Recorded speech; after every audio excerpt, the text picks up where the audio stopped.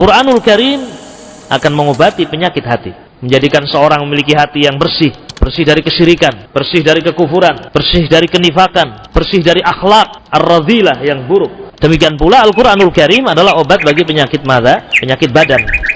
Sahabat Abu Sa'id Al-Khudri, ketika beliau membacakan suratul Fatihah kepada seorang Ra'isul Qabilah, seorang pemimpin kabilah yang lumpuh karena disengat hewan yang berbisa, dibacakan suratul Fatihah. Begitu selesai membaca suratul Fatihah, tiba-tiba bangun, sembuh seperti tidak pernah terkena penyakit apapun. Dan para ulama telah merasakan itu, telah merasakan manfaat suratul Fatihah, seperti dikatakan oleh Ibnul Qayyim rahimahullah. Dan saya pernah tinggal di Mekah beberapa waktu yang cukup lama. Saya terkena beberapa penyakit dan saya tidak mendapatkan ada tabib, dokter, demikian pula obat. Susah di masa itu mencari tabib, mencari obat. Maka saya berusaha mengobati diri sendiri dengan Al-Fatihah, dengan membaca Al-Fatihah, ya, memegang bagian yang sakit, kemudian saya baca Al-Fatihah, saya tiupkan bacaan-bacaan Al-Fatihah kepada tempat yang sakit. Maka saya melihat Al-Fatihah ini memberikan pengaruh yang menakjubkan, sembuh biidznillah ya azza wajalla.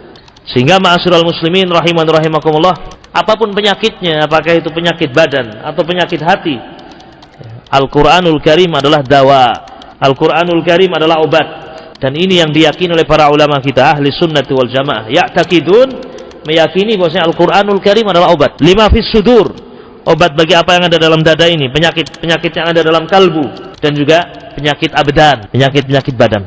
Tetapi di sini ya, ada pembahasan yang penting untuk diingatkan. Kata Ibnul Qayyim selanjutnya, setelah kita mengetahui bahwasanya Al-Quranul Karim adalah obat, perlu untuk kita perhatikan suatu hal yang sangat penting. Apa itu?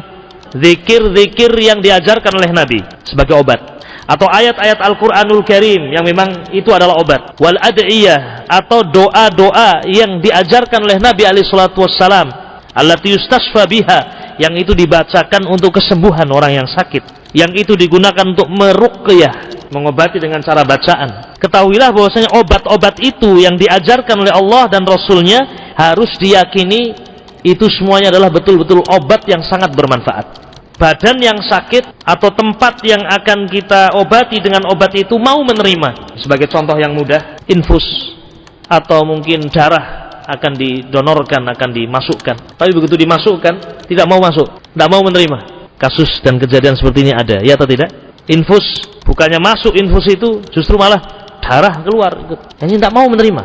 Atau obat dimasukkan mulut, setiap masuk keluar, tidak mau menerima. Maka ketika itu bukan obatnya yang salah, obatnya tetap obat yang bermanfaat. Tetapi permasalahannya adalah tempat itu tidak mau menerima.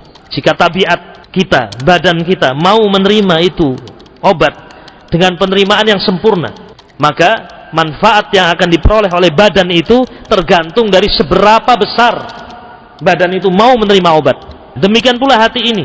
Jika hati ini mau menerima bacaan-bacaan Al-Quran yang dibacakan ketika dia sakit, dibacakan Al-Quran, hatinya betul-betul menerima, tunduk kepada Allah, berharap kepada Allah, mau betul-betul menerima bacaan-bacaan itu. Kemudian yang membacakan ayat-ayat Al-Quran ini juga seorang yang memiliki kekuatan, keyakinan, doa, harapan yang besar kepada Allah. Kalau berkumpul ini semuanya, maka betul-betul akan memberikan pengaruh pada hilangnya penyakit.